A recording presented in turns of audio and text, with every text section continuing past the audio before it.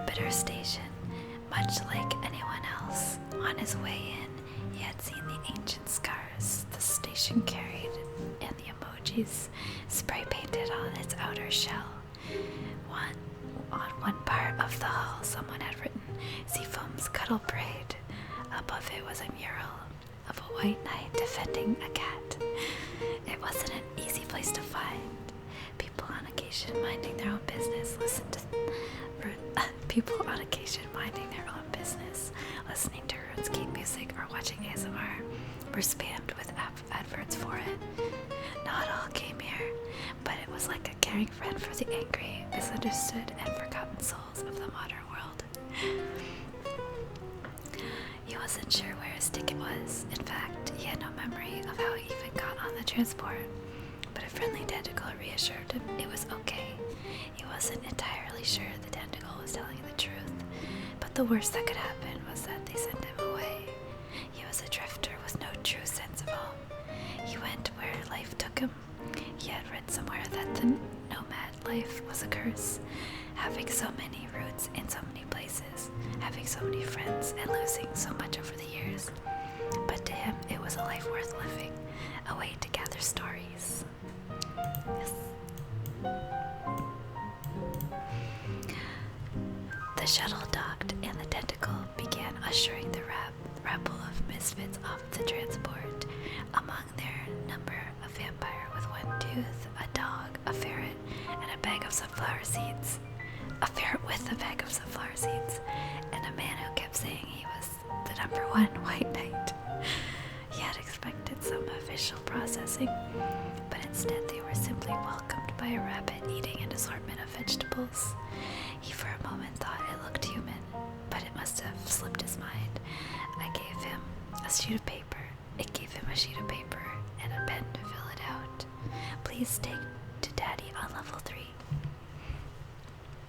As he walked out, he found the place looked much like normal Earth City. Painful dedication to detail had been taken. There were even fake bits of gum on the pavement. He wondered what sort of person thought it would be a good idea to copy that particular aspect of cities. He went to sit on a bench nearby. Before realizing it was covered in bird droppings, he suddenly remembered why he hated cities. He looked at his sheet of paper. It was basic stuff, he guessed. He was about to fill it out when he suddenly heard, "Are you okay?" He found himself staring at an alien creature. "Your eyes aren't leaking, human. Do you want to splash in puddles?" He backed away slowly.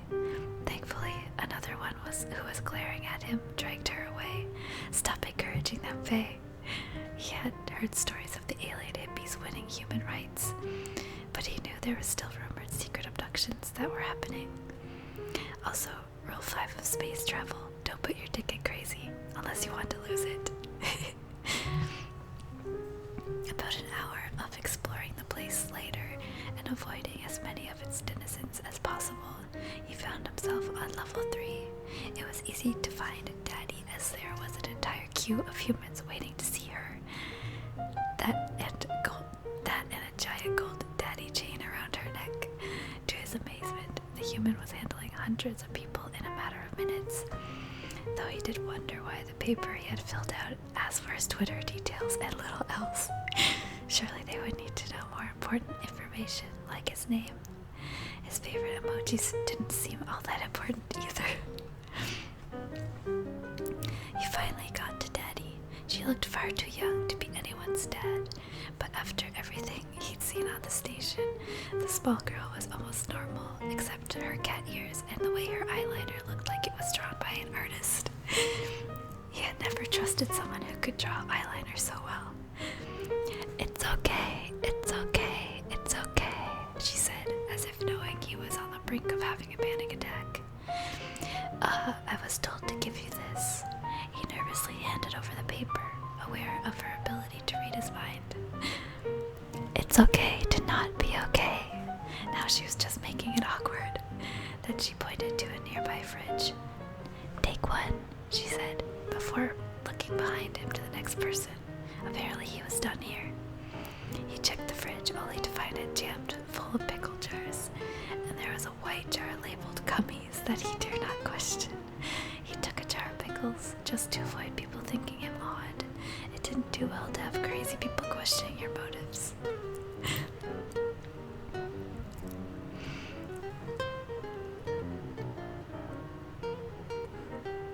He walked into the front office. A strange cat that looked like it was judging him waited grumpily for him to speak. Can I get a room? The cat said nothing but turned its glaring gaze upon a hole in the wall. He quickly realized that he had to insert pickles into the hole to get keys. It seemed simple enough. He put a pickle in the hole, and a key came out of a chute below it. The key was covered in a white substance, and he carefully used the sleeve of his shirt to pick it up, taking a mental note to burn the shirt later. The cat seemed to be judging him even more now. Going up the stairs, he found a hall filled with lewd drawings. All of them seemed to be of the same daddy girl. Wait, was that? No, not in there, surely. He slowly backed away from the painting he had been looking at and decided not to look at the rest. He felt disgusted, intrigued, and oddly aroused. Pickles were not meant to be put in such places. His room was pretty bland, the kind of thing you'd expect for a cheap space hotel. A bed, a bathroom, an odd smell of shame. He cleaned up before going to bed, though he noted the shower had a pickle juice option. Most likely, he assumed it was a way for them to recycle the excess pickle juice left over from their currency. He wondered why no one had simply reinstated regular currency. Then again, the place was being run by a grown child, and inhabited by people who didn't seem to have a concept of normality. The bed wasn't bad. It wasn't good either, but it was clean. Next to the bed, built into the wall, was one of those ASMR devices the aliens had been experimenting with in the early thousands. It was basically a touchscreen that you could use to watch random videos as far as he knew. It was probably just another fad, but he needed to be awake for tomorrow. Maintaining sleep patterns in space was important, especially if he wanted to avoid the nighttime stabbings. He put on something by Heather Feather. Apparently, she was some sort of hero around here. He was sure he'd seen a statue or two back on Earth. He doubted her legendary capabilities, but he wasn't awake long enough to decide if the video was good or not. The next morning, he had a pickle from his jar for breakfast. He found it oddly filling and questioned just how much genetic modification the things had been exposed to. He had little time to ponder the awkward political debate such questions often led to. There was what sounded like gunshots outside, followed by the unmistakable sound of car windows being smashed that could only mean one thing. It was Space Friday. On his way out, he found the judgmental cat staring down a rabbit that was trying to use carrots instead of pickles to pay for its room. The rabbit, from what his translator could pick up, was complaining of racism. The cat just sat there, staring judgmentally. He walked out to find himself quickly swept up in a mob. They were breaking everything in their path and were chanting like a cult. His translator clearly wasn't working because it sounded like they were calling for someone called Dick Gobbler to stop being a gay baby. He managed to get near the front of the crowd, where he had hoped to find a side alley to hide in while the crazies went past. Instead, he found a girl known as Daddy. At the front, she noticed him and smiled as if this were a perfectly normal situation. She waved before resuming her death ritual like chanting. About 5 minutes later, they found someone. Daddy threw her arms out to stop the march. A man clad in white armor stood in the middle of the street. "You don't understand," he shouted. He seemed to be guarding a white jar like the gummies from the fridge. Perhaps this was what this was about. "Stop being a gay baby," Daddy screamed back. "Fight me, you filthy manslet." The knight raised his hand to his mouth. "I didn't mean that, sorry." "One for you, one of me, cook lord." The crowd roared in agreement with their adoptive father. "I have better knights." He dropped his hands and screamed, "Knights to me!" A group of hesitant, scared-looking people came from the surrounding buildings. They too were clad in white armor. They also looked like they hadn't eaten in a long time. Perhaps these were a minority group, deprived of pickles and left to rot in the worst-off parts of the station. Before he knew what was happening, the crowd was moving again. This time they seemed more calm, and Dick Gobbler was moving among them. Where they were headed, he had no idea. They eventually, after what felt like an hour of walking, arrived at a giant cafe, which was staffed by genetically modified human kittens who looked painfully bored and happy at the sight of customers. There was, for some odd reason, enough room for everyone. The man realized this sort of thing probably happened a lot. After speaking with the odd alien he'd met last night, he was able to establish this was an internet cafe. It also served as the place where public debate was settled via games of Overwatch. But in the old days, by games of LOL, the alien seemed incredibly excited and told him that this was her first time witnessing human fighting rituals. The game started and the stranger logged in to view them. It cost him half a pickle, with the cat waitress coming over to give him his receipt. He took note, however, it was just a hastily drawn smiley face. He really hoped he never had to return something here. The game was decided as being Overwatch, with some of the veteran knights squaring it down in an epic LOL battle. The white knights fought bravely. The top lane held out, but ultimately, cunning jungle warfare and brutal bottom lane tactics crushed the white knights, mostly because two of them went AFK for a toilet break. The Overwatch team fared a little better. Dad kept saying she wasn't very good. It's true that she just needed to move more sporadically, but ultimately it wasn't that bad. With the games over and everyone turned to find Dick Gobbler, only to realize he had fled during the fighting. And at his desk, a note simply said, "Sorry, got scared."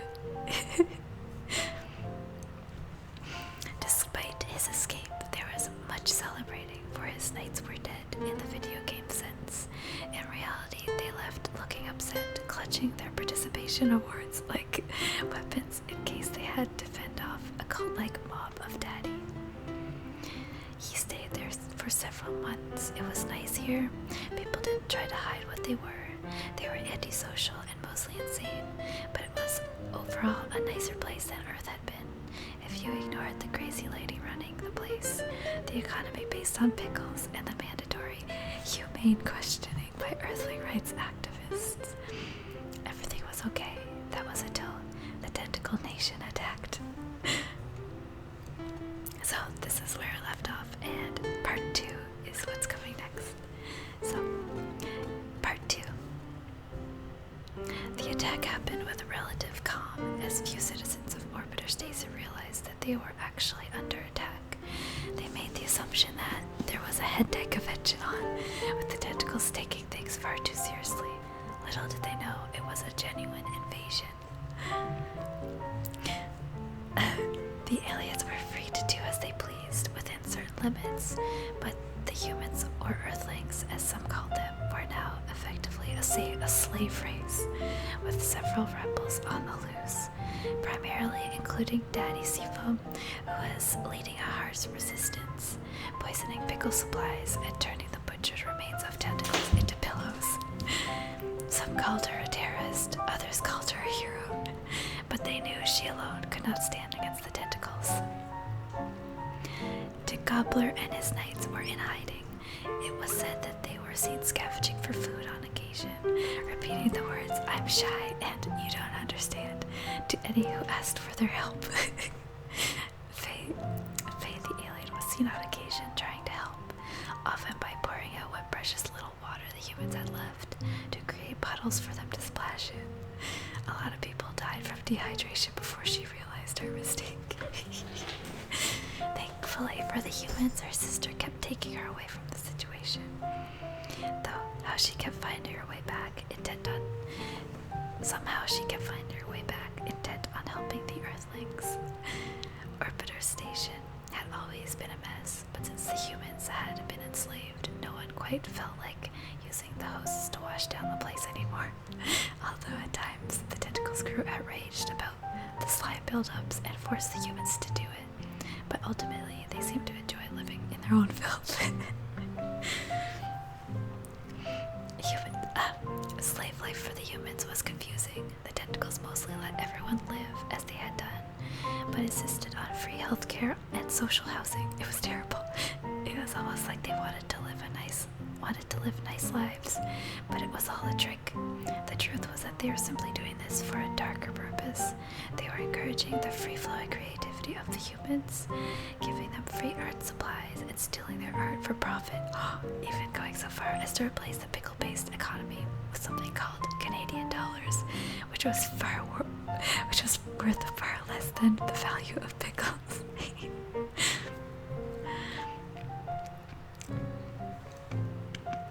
An orc who had arrived at the station was now well known by some. He had his own little shack on the outskirts of the human section where he lived in relative solitude. Though it was rumored he had commissioned Faye to bring in the first shipments of non-lethal weapons the rebellion had been using. Faye had insisted she only bring non-lethal weapons, using her diplomatic immunity to bring them under the guise of foreign aid. He was busy writing his latest work when Daddy barged in through the door, which was really just an old rag on a pole that he found. Did Faye bring us actual weapons this time? Daddy was wearing what looked like a Fluttershy cosplay as a disguise, but nothing could hide the odd smell of someone who had recently bathed in pickle juice. Orc shook his head. She said it's not her character to do such things.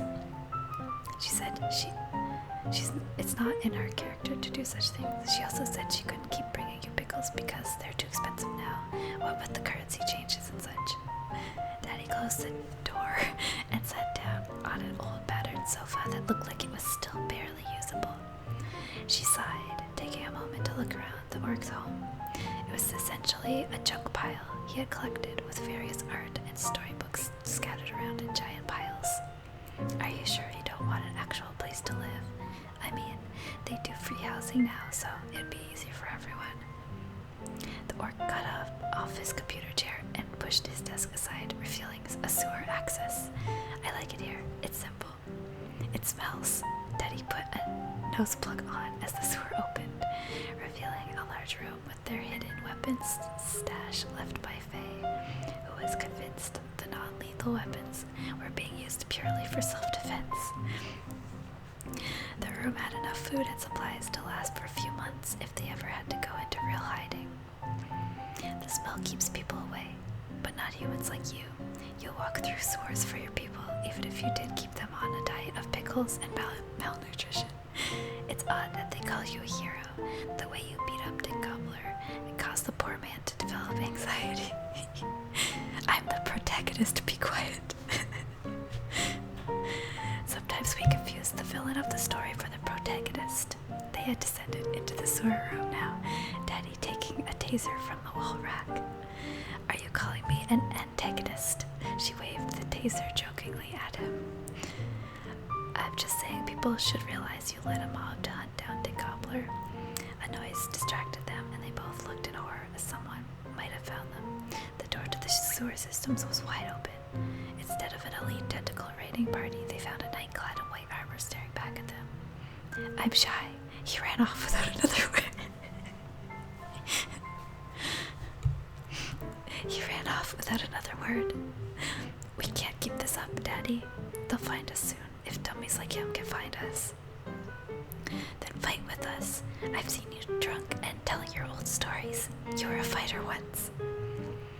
You know I gave that life up. I'm just a simple orc trying to live in peace. That's not who I am anymore. You move back up and out of the sewer system. You'd best go find that white knight. Make sure he doesn't speak about this. It won't be hard to convince him to stay quiet. I know all the tricks to keeping the white knights in line, she said as she looked down at her taser. The orc closed the hatch and went to his sofa to sleep. He had managed to salvage an ASMR device, and Faye had brought him some videos to watch.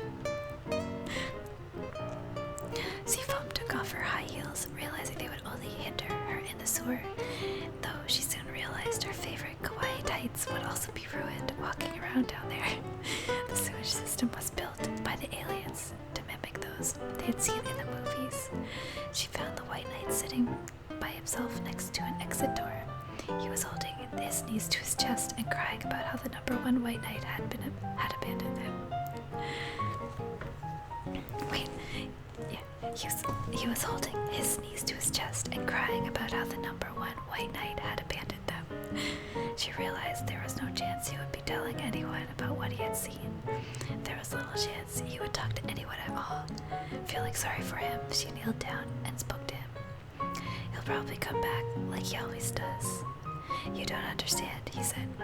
Then he suddenly looked at her. You're a girl. Yes, Daddy replied in confusion. But before she could say anything, the man was trying to run away in fear.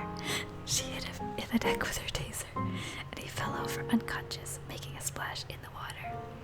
After getting him out, she took his armor. It wouldn't fit her overly well, but it was a great disguise. She left the White Knight in her own clothes. She figured he'd probably look good in yellow, if he could get the dress to fit.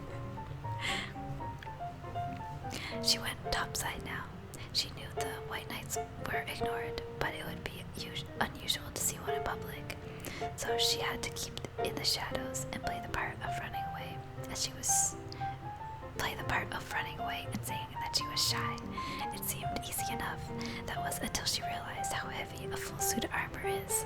The White Knights were well known to lift, but she was starting to realize she had underestimated the strength they must have hidden away. If she could unite them and stop them from running away, she would have an army. It was almost morning now. The artificial sunlight was starting to come up over the station, but she had only made it halfway to her safe house. There was no way she could make it back in time with this armor on. So she did what any good White Knight would do. She ran into some strangers' home and hid in their bathroom. She did her best to be quiet, but when she opened the door, someone loudly stated, "You don't understand." It was Dick Cobbler. He was easy to notice as his armor was marked with a giant number 1. He looked at her and then sighed in relief. Sorry. He motioned to the cupboard and forced her in. They hid in there while the house owner came in looking for the cause of the noise. He looked tired and confused, then seemingly went back to bed. Hours went by before the house was empty again, the human owner leaving for morning slave duties, which included drawing tentacle fan art, followed by afternoon tentacle costume making and evening tentacle worship. The cobbler left the cupboard first, immediately going to the fridge to make himself a sandwich. "Want one?" he asked Daddy. She almost replied before realizing he could see through her disguise. "You don't understand," she stated, hoping he wouldn't notice her feminine voice. "You sound weird. Are you cold?" "I'm shy." He nodded sympathetically while he threw together the biggest sandwich she'd ever seen. He seemed to be on a mission to use all the ingredients in the fridge. "So where have you been hiding?" "I've been using the bathroom cupboards. Even gotten rid of my porn stashes now the tentacles have taken over." Daddy had rarely heard him talk, but she had never expected to have a full conversation with him. She panicked. She surely couldn't just repeat the same things over and over again. She pretended to cry. "Sorry, I didn't mean that," he said, suddenly confused, and took the sandwich over that he had made. A sandwich which in this economy, was worth a small fortune. A sandwich which could feed several people. Daddy herself had been surviving on ration bags from Faye and was happy to see real food. She started actually crying because Dick Gobbler had put it in the bin. "Droll, LOL," he stated victoriously, as if he had done something great. "You dummy," she shouted at him, too angry to care about her disguise. "Oh my god, you're not a White Knight, you're fake news." He tried to run, but she had already thrown him into the side of the fridge and was dragging him into the bedroom. "I'm going to wrap you in the bed sheets and drag you to the sewers, you fat baby. Then we're going to talk about the children in Africa who could have eaten that food." "Daddy, please, you don't understand," was all Dick Gobbler could mutter as he was dragged through the stranger's home, knocking things over as they went. The pair seemed oblivious to the fact that they were destroying someone's home. Daddy dragged him to the nearest sewer and did her best to lower him down, but he was heavy heavy in all the armor, and she didn't lift.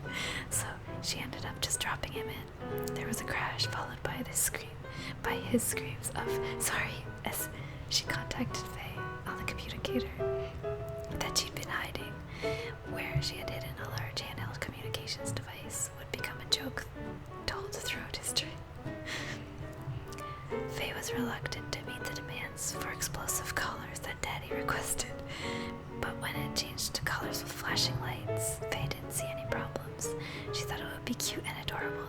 Little did she know that Daddy intended to collar the White Knights and convince them that their heads would explode if they didn't help her. Faye would forgive her eventually, she was sure. Orc was outside. He didn't like being outside, but Faye was meeting him at a bar. She said that Daddy wanted new stuff, so he had to go meet her somewhere no one would be suspicious. A normie place, a pub. It wasn't so bad. There was a band called Silver playing. It was some really good guitarist called Josh. Faye seemed particularly amused by the humans here and their interactions. Can we go now? You've seen the humans and I have a box of collars. There's nothing left to do here. But look at them. They're using wood and string to make sounds, which produce chemical reactions in their meatballs. It's so adorable, Orc. The alien took a sip of her drink. She seemed unaware that she was drinking alcohol. I'll say another half hour. You of all people should know the dangers of humans, though. Listen to your sister now, and then she might be a kid, but she's smart.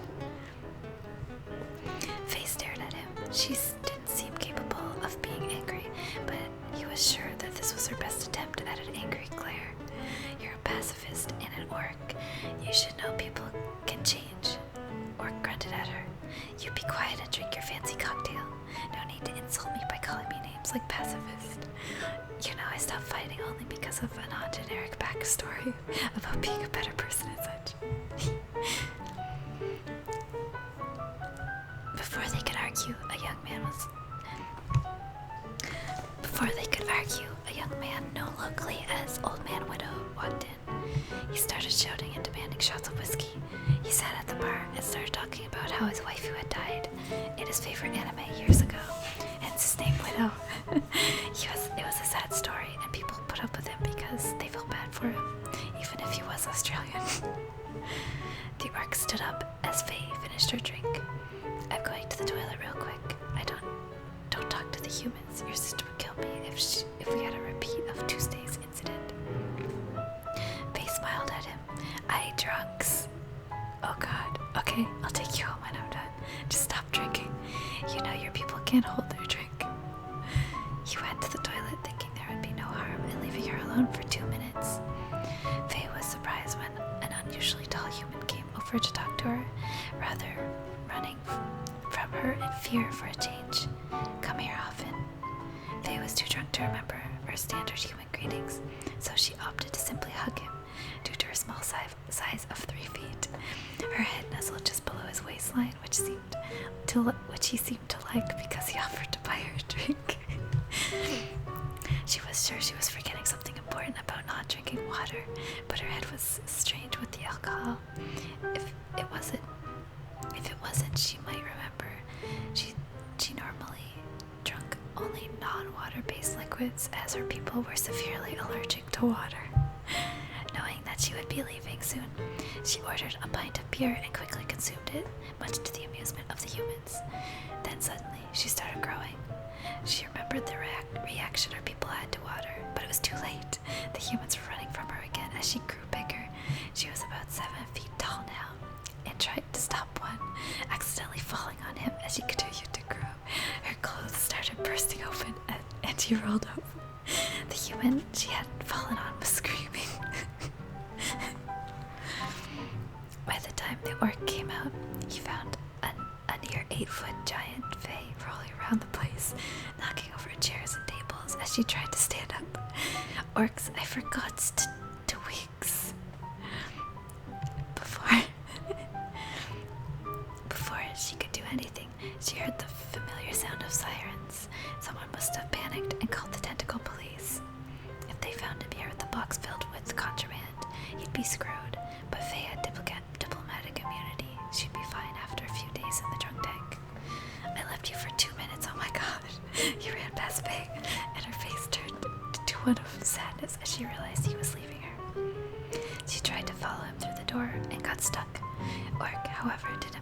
attention. He was too busy running down the street. He had seen Lord of the Rings and knew all too well how orcs were treated by the other species. He would go home and move his things to the sewer. The humans would undoubtedly report that an orc was with Faye. He needed to lay low for a few days. The tentacles would be coming for him now. Faye, he's fucked everything up. Daddy had spent what seemed a lifetime dragging Dick Gobbler through the sewer. She'd eventually realized she didn't have the strength to drag him a whole way, so instead let him out and grabbed his arm, threatening to put him back in the sack if he tried anything.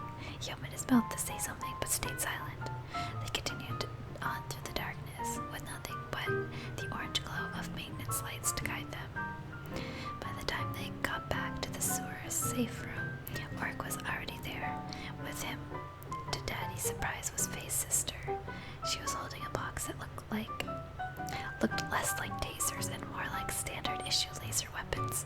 After a lengthy discussion, it became clear Faye had been arrested for property damage, public nudity, and accidentally squishing several tentacles that were attempting to arrest her. Dick Gobbler did his best to hide in a corner. Faye's sister was speaking again. So now you know the problem.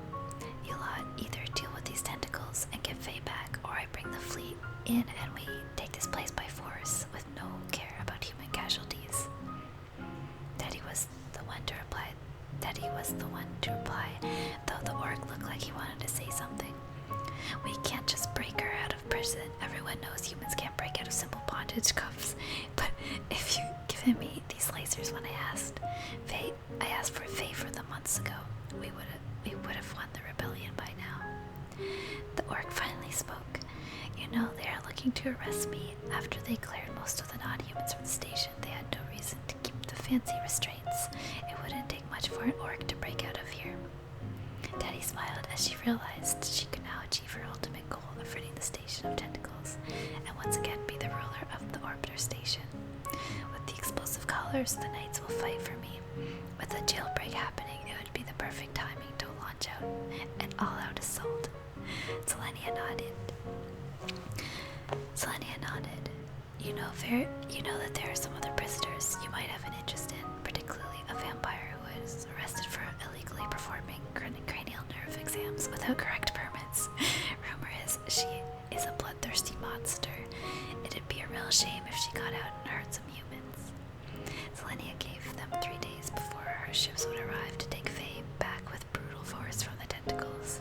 If that happened, the humans would be caught in the crossfire between the tentacles and the aliens, leading to high casualties. We gotta save them. Daddy and Dick Gobbler went to the sewers to round up the White Knights. Selenia, or as Orc referred to her behind her back, Faye's total bitch of a sister, went back to the ship. She took a detour to avoid the humans, while Orc handed himself into the tentacles, who were very surprised to see him surrender willingly without a fight. Orc was taken to the station's prison. Oh. I got mail. My Tamagotchi has mail.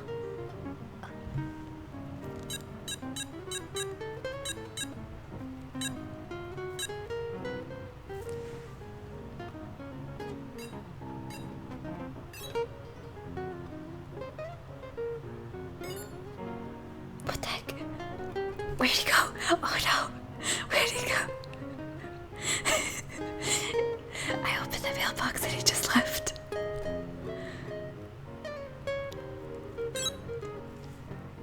Okay. Oh.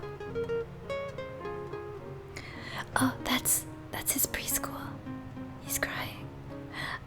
He's leaving preschool because he's older now, I think. Oh, he's so sad. He has to say goodbye to his teacher. Huh.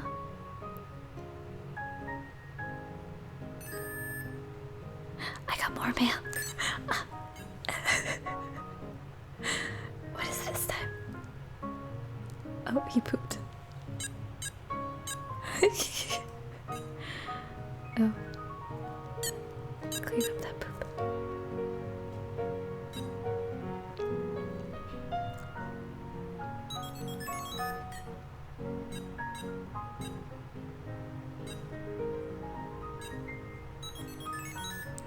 Let's check that mail.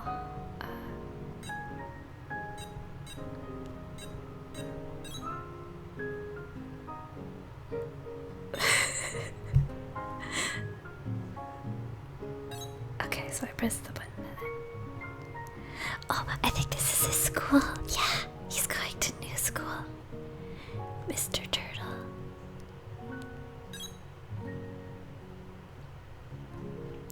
Yay!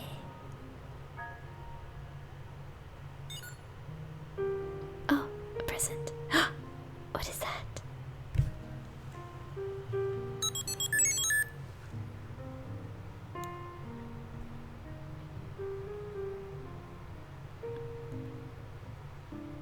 Cool. Alright, so that's that. I think my Tamagotchi just joined school. Anyway, let's continue. Okay, where was I? Okay. Orc was taken to the station's prison.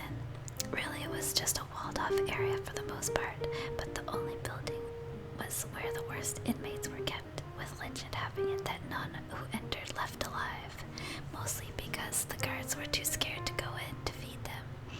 So the building was essentially run by prisoners, with the guards leaving supplies at the door now and then. The rest of the prison was a big yard with some tents for people to sleep in. Mostly people were let out after the guards forgot why they were there.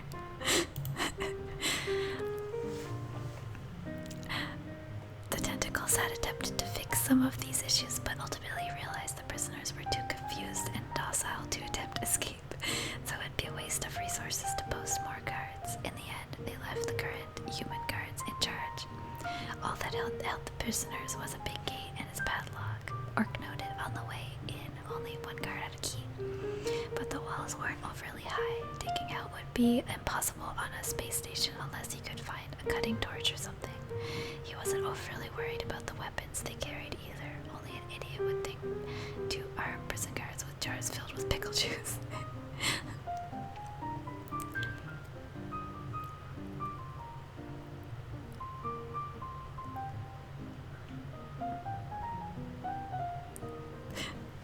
Okay. Where should I? Okay. He didn't waste any time once the guards took off his restraints and left him in the yard. The jailbreak would have to happen today. All he had to do now would be to find Faye in the prison and plan the escape. He was sure he'd seen enough jailbreak ideas on TV that he could pull this off. He approached the nearest human who was sitting on the ground, drawing lines in the air with his hands. Do you know where they put Faye? The man stopped and looked up at the green figure before him. If I weren't so high, I'd believe that the big green one is looking for the small one with pipe cleaners coming out of her head. He started chuckling to himself. Yes, her. Where is she? Oh man, the dog and ferret took her.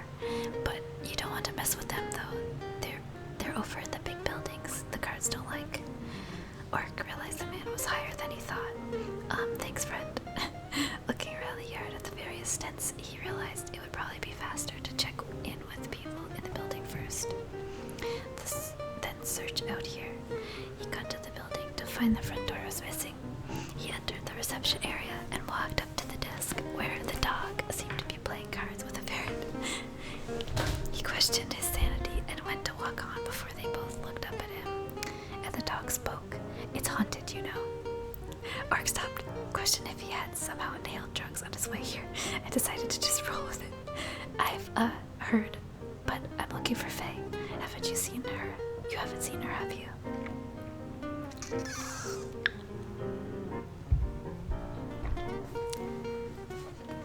The ferret seemed to stare at the dog, who looked down awkwardly. I told you, Reuben, you can't just feed non-humans to her without someone asking questions. Shut up, Bentley. It was that or have her feed on us again. The dog raised a paw to a small puncture wound on his neck, as if remembering it suddenly. The orc, suddenly aware he might not be high, and that those could be genetic experiments, took the situation more seriously. Faye's sister did mention a vampire. Please tell me you didn't feed Faye to a vampire. The dog sighed. We didn't have much choice. We managed to convince the alien to go in a cell and wait for us. Billy smiled. It was so easy. she asked if there were humans in here willing to talk to her. We said there was one, all right. It wasn't entirely a lie. We put her in an old cell and waited for the dread pyre to find her before closing the door on them both. Orc raised an eyebrow. Dread pyre, is that what the vampire is called? Reuben nodded in fear and whispered, "The dread pyre is the taker of souls. She says she has lured many a human in here.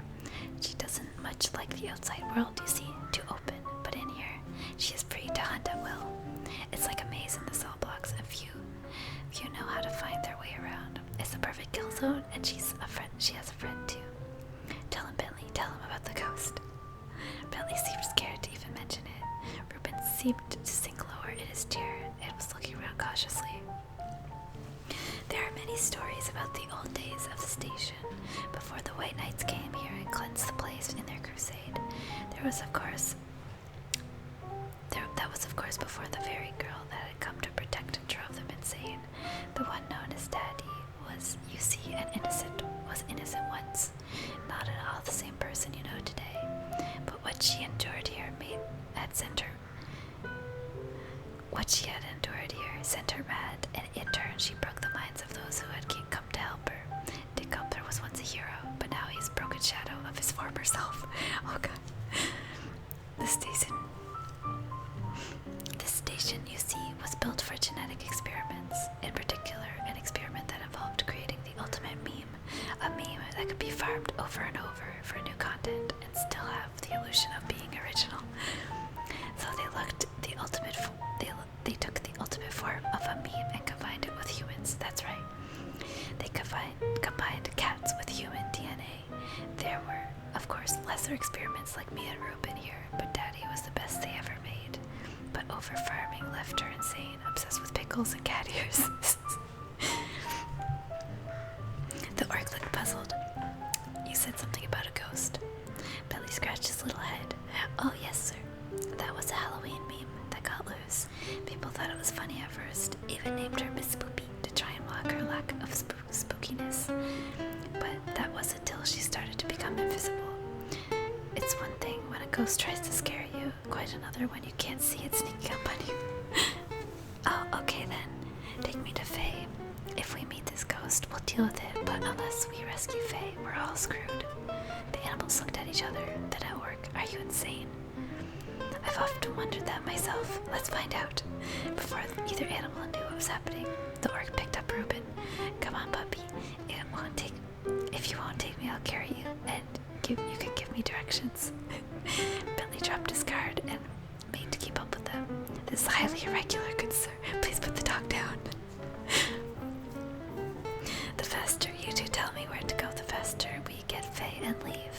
The longer you take, the higher the chance we bump into the ghost. Now, right or left?" As they continued hesitantly, but made progress deep inside the cell blocks before coming to the solitary wing, they could hear noises from the door at the end of the hall where the dread pyre and Faye were. "I swear if Faye is dead, I'll hand you both over to her sister for experimentation." The strange pair of animals suddenly seemed less worried about the vampire behind the door as Orc placed Reuben back on the ground. Suddenly, Orc looked down at him. "You have the key, right?" They could hear shuffling on the inside as Bentley threw the key at the Orc's feet, and he and Reuben ran off.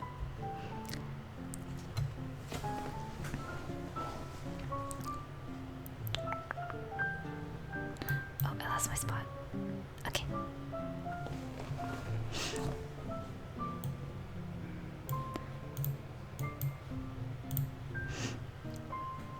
Now alone, Orc tried to steady his breathing as he put the key in the door. He was an orc. He had nothing to be scared of, he thought to himself as he pushed the door open.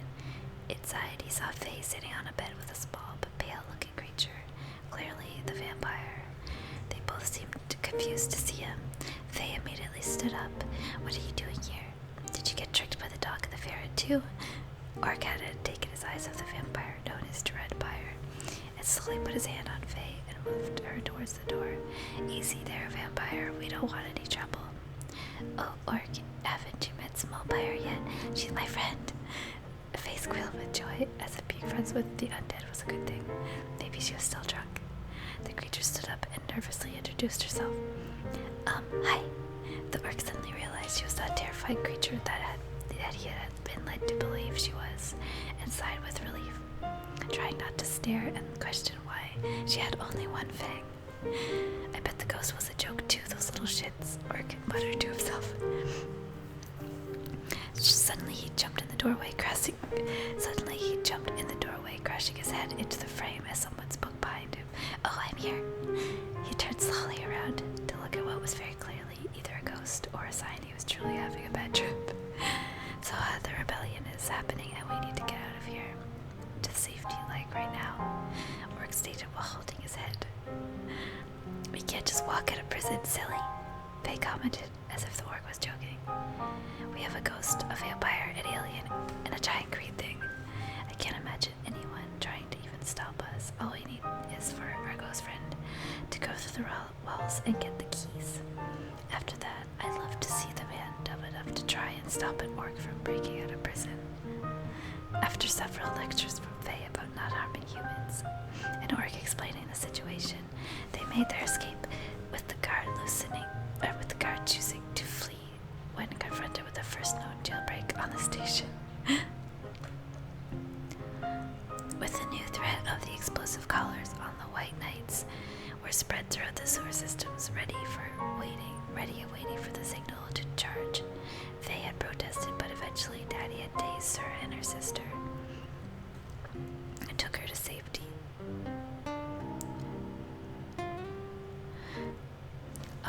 Faye had protested, but eventually Daddy had tased her and her sister took her to safety of their ship, leaving Orbiter Station free of potential diplomatic casualties.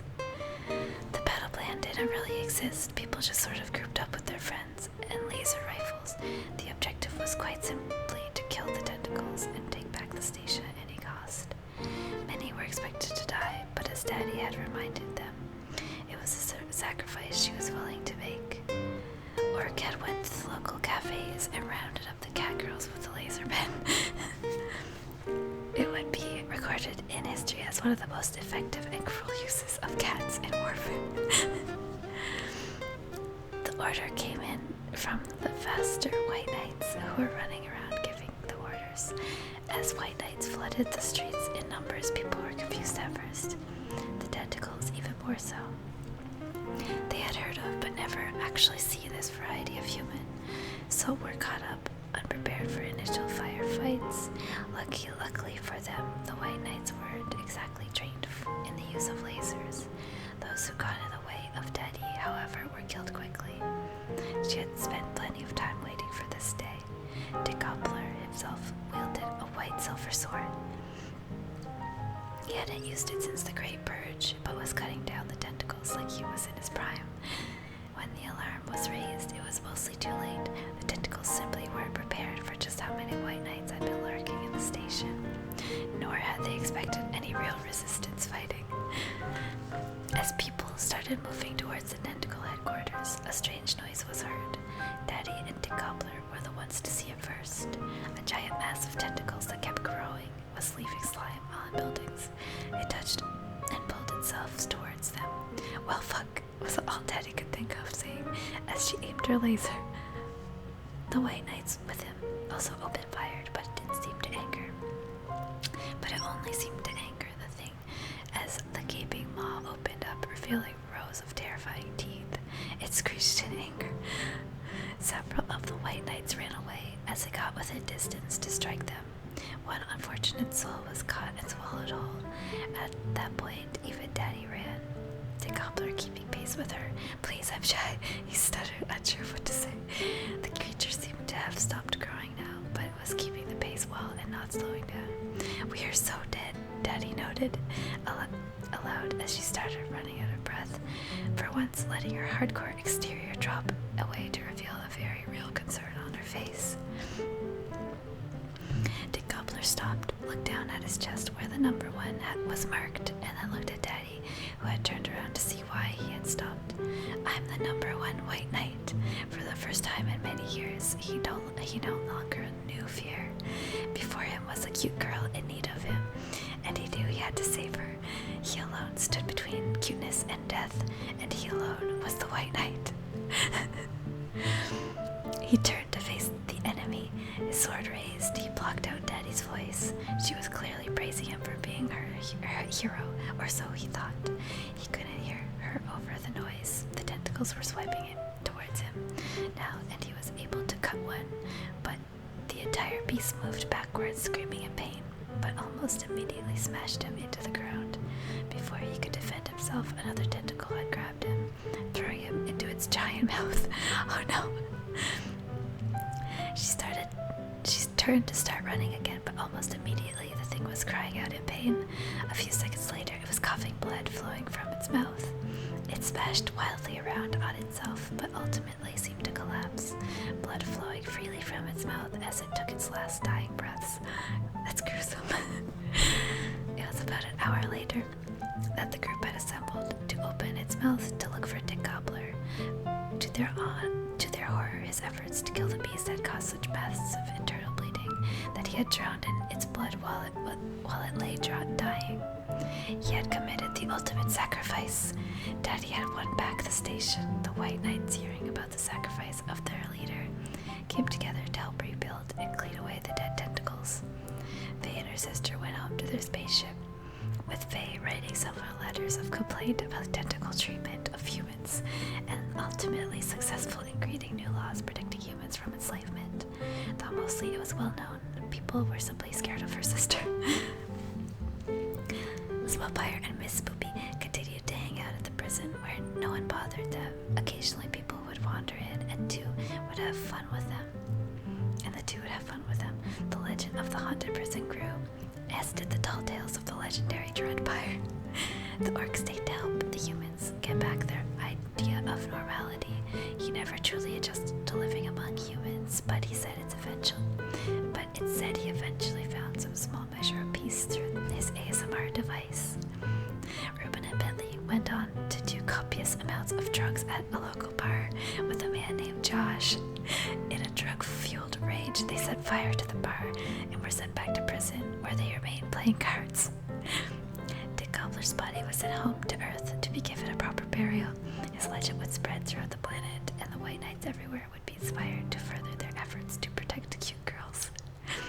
Daddy changed after watching Dick Gobbler die. She devoted her life to helping her White Knights deal with their anxiety rather than causing it. Using the strange alien ASMR devices, she got quite good at it, some would say.